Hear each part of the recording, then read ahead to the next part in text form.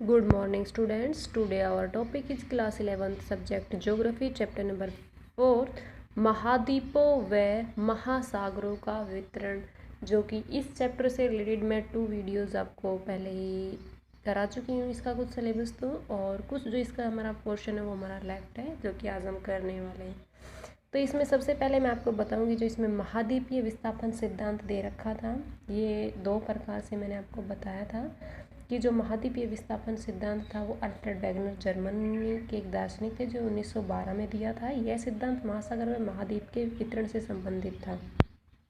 सभी महाद्वीप एक अकेले भूखंड से जुड़ा हुआ था जिसको हम पेंजिया नाम से जानते थे। उसके चारों ओर जो हमारा जलीय पोर्शन वितरण था, जलीय भाग था, वो पेंथलासा कहलाता था, यानी कि वो जल ही जल था। और सबसे पहले जो स्थल मंडल था वो सबसे बड़ा एक महाद्वीप था जो पेंजिया था। वैगनर के अनुसार आज से 200 करोड़ साल पहले इस बड़े महाद्वीप पेंजिया का विभाजन शुरू हो गया था। पेंजिया 2 भागों में बट गया था, लारेशिया और गोंडवाना। इसके पक्ष में जो हमें परिणाम मिले थे वो दक्षिण अमेरिका, अफ्रीका के आमने सामने की तटरेखा के एक समान होने के कारण बताया गया था। नेक्स्ट जो हमारा 1964 में ब्लेड ने कंप्यूटर की सहायता से अटलांटिक तट को जोड़ते हुए एक मानचित्र तैयार किया था। ये बिल्कुल सही साबित हुआ था। नेक्स्ट महाद्वीपों के तट पार चट्टानों की जो आयु में समानता पाई गई थी उसके माध्यम से भी ये सही बताया गया था।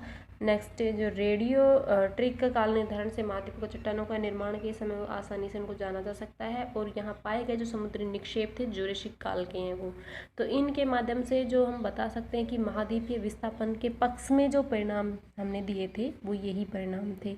नेक्स्ट एंड जो लास्ट टॉपिक हमारा है उसके बारे में हम बात करेंगे कि ये जो परिणाम मिले हमें ये कहाँ से मिले, और इनका जो हमने लास्ट में रिजल्ट निकाला कि हमने जो बता दिया कि इनका विस्थापन तो हुआ है महाद्वीप और महासागर का, पर किस कारण हुआ है तो वो कारण हम यहाँ पे बताएंगे। क्योंकि मैंने अभी आपको प्रमाण बताए हैं कि ये हमें कैसे प्रूफ करेंगे कि हाँ इनका विभाजन हुआ है, तो वो हमने प्रूफ अभी शो किए थे, अब हम करने वाले हैं इसके कारण। तो सबसे पहले मैं महाद्वीपों के प्रभाव के कारण बताऊंगी आपको कि जो 2 प्रकार से हमने साबित किए थे कि हाँ ये कारण थे जिनके कारण इसका प्रभाव हुआ था। तो सबसे पहला पॉइंट हमारा पोलर व ध्रुवीय फ्लाइंग बल दे रखा है। पोलर व ध्रुवीय फ्लाइंग बल जो कि हमारी पृथ्वी सूर्य से पश्चिम की ओर घूमती तेजी से मूव करती हुई हमें नजर आती है, जबकि जो महाद्वीप थे वो इतनी तेज़ी से मूव नहीं कर पाए थे, इसी के कारण उनका विखंडन हो गया। यानी कि पृथ्वी एक ही स्तर पर एक ही जगह पर नहीं होती है, वो घूमती रहती है पृथ्वी। और पृथ्वी जब पूर्व से पश्चिम की ओर तीव्र गति से घूमती है तो वहाँ जो महाद्वीप था हमारा एक, वो इतनी तीव्र गति से नहीं घूम पाया था, जिसके कारण पृथ्वी की तेज गति घूर्णन के कारण उसका विखंडन हो जाता है। तो ये तो था हमारा पोलर व ध्रुवीय फ्लाइंग बल। नेक्स्ट जो बल था वो हमारा ज्वारीय बल यानी कि टाइडल फोर्स था। जिस प्रकार हमारी पृथ्वी के पास गुरुत्वाकर्षण बल है, यानी कि कोई भी चीज़ जब हम ऊपर की तरफ फेंकते हैं तो वो नीचे ही पृथ्वी पर आकर रुकती है। तो ये पृथ्वी में गुरुत्वाकर्षण बल है जिसके कारण वो अपनी तरफ ही किसी चीज़ को आकर्षित करती है। पृथ्वी जो है वो सूर्य और चंद्रमा के गुरुत्व बल के कारण पृथ्वी का विखंडन हुआ, हम यहाँ पे मानते हैं। जैसे कि पूर्णिमा या अमावस्या के दिन जो होता है हमारा, पृथ्वी, सूर्य और चंद्रमा तीनों एक सिध में होते हैं। तो ये हमारी पृथ्वी है, तो इधर से चंद्रमा अपना फोर्स लगाता है, अपनी ओर आकर्षित करता है, इधर सूर्य अपनी ओर आकर्षित करता है, जिसके कारण पृथ्वी का विखंडन हुआ माना है। लेकिन हम यहाँ पे जो वैज्ञानिक थे जो पढ़ा कि वैज्ञानिकों ने ये सत्य साबित नहीं किया, क्योंकि वे मानते हैं कि चंद्रमा के पास इतना गुरुत्व या आकर्षण बल तो है लेकिन इतना नहीं है कि वो महाद्वीपों का विखंडन कर सके। चंद्रमा में जो बल है उससे 10 गुना बल और उसमें अधिक हो जाता है, तब ऐसा हो सकता है, ऐसा उन वैज्ञानिकों ने बताया था। इसीलिए वो इस बात को सत्य नहीं मानते थे। और आर्क ने जो 1928 और 1929 में एक प्रभाग से संबंधित इन महाद्वीपों की व्याख्या की थी, जिसमें उन्होंने क्लियरली ये सत्य साबित किया कि हाँ ज्वारीय बल के कारण भी इन महाद्वीपों का विखंडन हुआ है। महाद्वीपों का विखंडन होने से ही महासागरों का विखंडन हुआ है।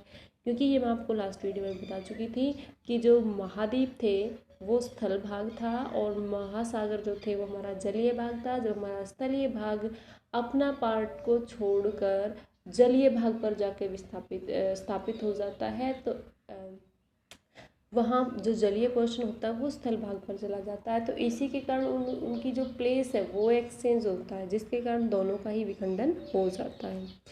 तो यहाँ पे मैंने आपको जो बताया है महाद्वीपों के प्रवाह के कारण जो बताए वो दो ही कारण बताए हैं, पोलर व ध्रुवीय फ्लेमिंग बल और दूसरा जो है वो हमारा ज्वारीय बल। दोनों में मैंने आपको क्लियरली कर लिया है। दोबारा से मैं एक बार बता देती हूँ कि जो पोलर व ध्रुवीय फ्लेमिंग बल है, जो हमारी पृथ्वी पूर्व से पश्चिम की ओर तीव्र गति से मूव करती है, जबकि जो महाद्वीप है वो इतनी तेजी से मूव नहीं कर पाते, इसी के कारण इसका विभाजन हुआ है।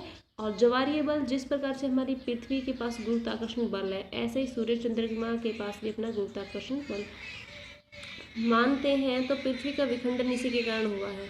जबकि हम वैज्ञानिकों ने ये सत्य साबित नहीं किया कि, या सत्य वैज्ञानिकों ने नहीं माना कि चंद्रमा के पास इतना आकर्षक है कि वो महाद्वीपों का विखंडन कर सके।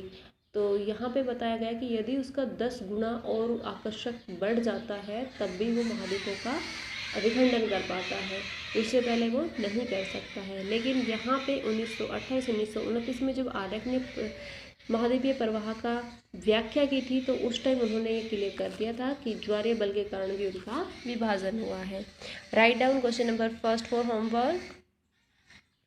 कुछ क्वेश्चन जो आपके स्टार्टिंग फर्स्ट होंगे वो आपके रिपीट क्वेश्चन होंगे, क्योंकि लास्ट वीडियो में मैं आपको करा चुकी थी। महाद्वीपीय विस्थापन सिद्धांत का वर्णन कीजिए।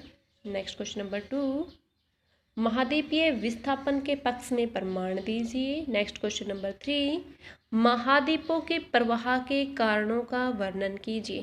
Thank you.